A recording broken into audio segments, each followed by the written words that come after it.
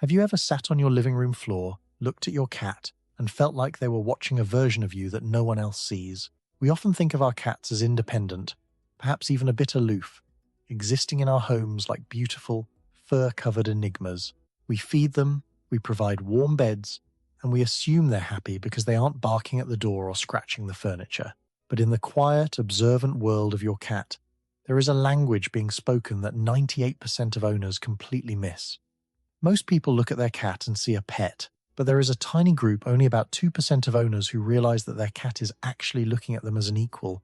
A really big, slightly clumsy cat who belongs to their colony. When you belong to that 2%, your relationship changes. You stop owning a cat and start participating in a biological partnership that is thousands of years old. Today, we are going to look at the subtle signals, the hidden buttons, and the specific ways that small percentage of owners react to their cats that unlock a level of trust most people will never experience. 1. The big cat perception and the equal handshake. The first thing that sets the 2% apart is understanding that your cat has never once looked at you and seen a human. According to animal behaviorists, cats never developed a separate set of social behaviors for us the way dogs did. When a dog looks at you, they see a master.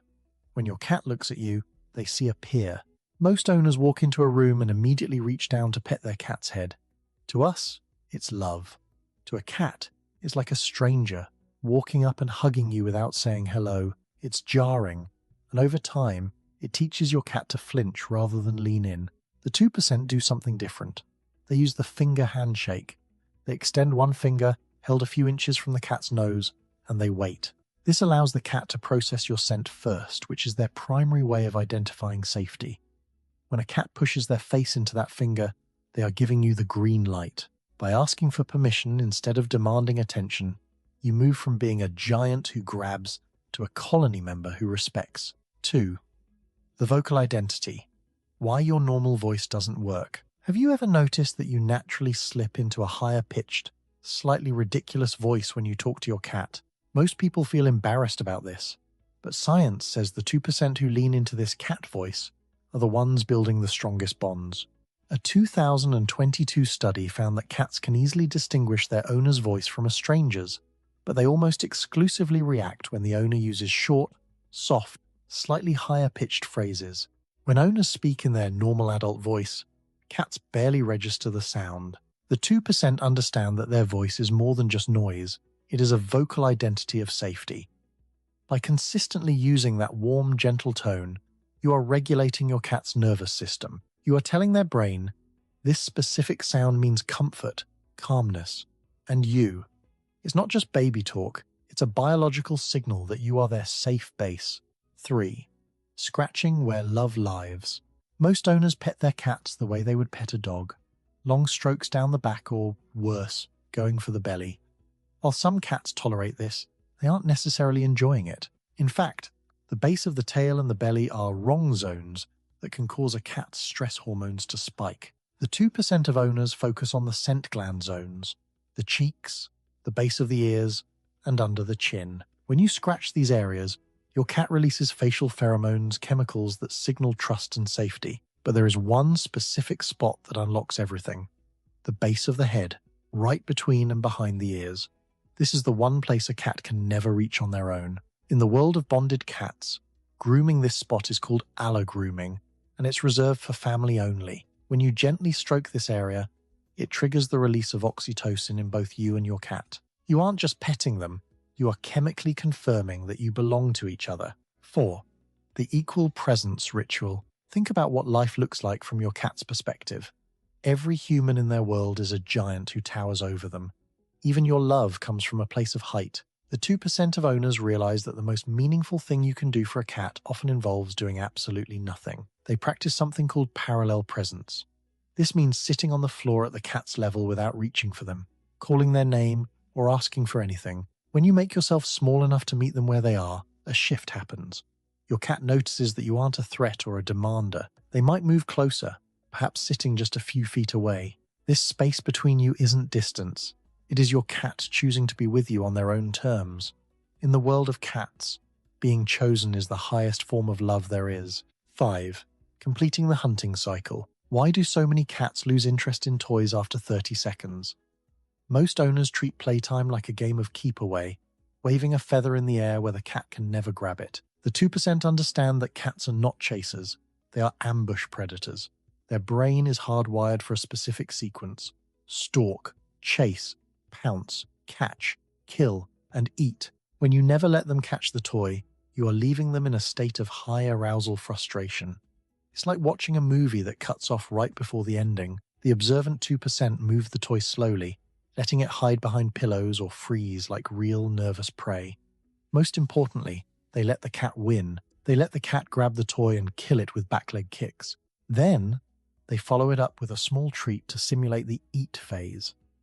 This releases a rush of dopamine that satisfies the cat on a deep instinctual level, making them calmer and more affectionate afterward. Low, hand feeding, speaking the primal language.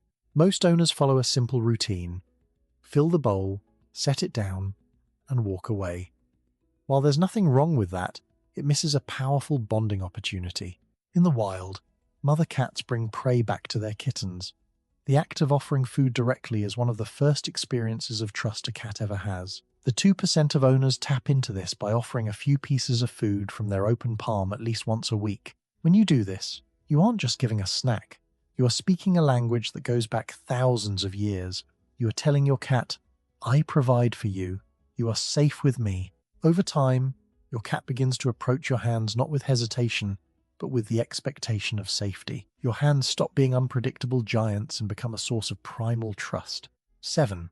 The scent of belonging. Leaving your worn clothes out. We often see our cats lying on our laundry and think they're just being weirdos, but the 2% know that your scent is the most comforting thing in your cat's environment. It tells them they are home, they are safe, and they belong to someone. A cat's sense of smell is 14 times stronger than ours. Your recently worn hoodie or shirt is drenched in the natural oils and chemistry that define safety for your cat. The 2% don't toss their worn clothes straight into the laundry. They leave a shirt on the cat's favorite chair or near the window where they nap. This is especially powerful for cats with separation anxiety. By giving them access to your scent, you are providing a chemical hug that regulates their nervous system while you're away. They are wrapping themselves in you. 8. Recognizing the quiet SOS. Perhaps the most important thing the 2% do is notice when their cat is suffering in silence. Cats are masters at hiding pain and stress because, in the wild, showing weakness is a death sentence. Most owners assume that if their cat is lazy and sleeps all day, they are just low maintenance. But the 2% look closer. They know that boredom and depression in cats look like withdrawal. If a cat stops playing, grooms obsessively, or avoids the colony leader, they aren't being moody. They are likely understimulated or in physical pain. The 2% also pay attention to the litter box location. Most people hide the box in a dark basement or behind a loud washing machine because they don't want to see it. But for a cat, this is the scariest spot in the house, because they feel trapped and vulnerable while doing their business. The 2% give their cat a quiet, open area with at least 2 ways to escape, ensuring the cat never feels like they have to surrender their safety just to use the bathroom. 9. The test of the walkaway. Mayo are one of the only domesticated animals that never lost their need for autonomy. Dogs were bred to follow, cats chose to stay. This difference is everything. When you reach out to a cat and they walk away, most owners take it personally and might even chase them for one more cuddle. The 2% of owners realize this is a test of love. When you let your cat walk away without a reaction, you are answering their question. Do you respect me enough to let me go? By allowing them to have control over their own body, you are building a foundation of secure attachment. The cats who follow their owners from room to room and sleep on their chests every night are almost always the cats whose owners let them walk away every single time. Closeness is only valuable to a cat when it is their choice. 10. The 2% habit. Blinking back. Finally, there is the slow blink. Most people catch their cat staring at them and then closing their eyes, and they think the cat is just sleepy. The 2% know this is a calculated emotional risk. A predator is choosing to go blind in front of you as a sign of absolute trust. Most owners see it, smile, and look away, but the 2% blink back. When you return that slow, deliberate blink, you are speaking their language. Studies confirm that cats are significantly more likely to approach a person who slow blinks at them than someone who just stares. It takes 2 seconds, but it tells your cat that you are not a threat You are a partner, and you understand exactly what they are saying.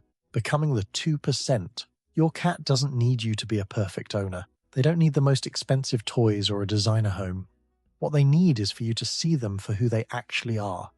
A fellow colony member who is constantly trying to communicate with you.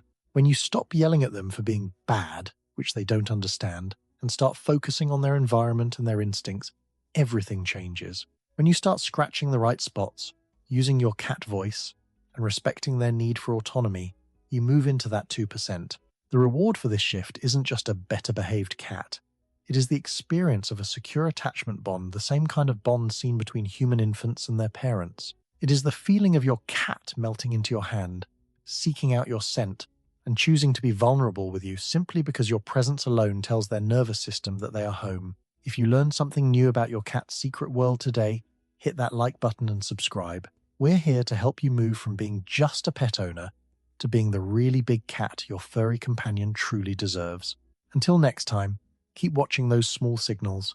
Your cat has a whole lifetime of stories to tell you if you only know how to listen.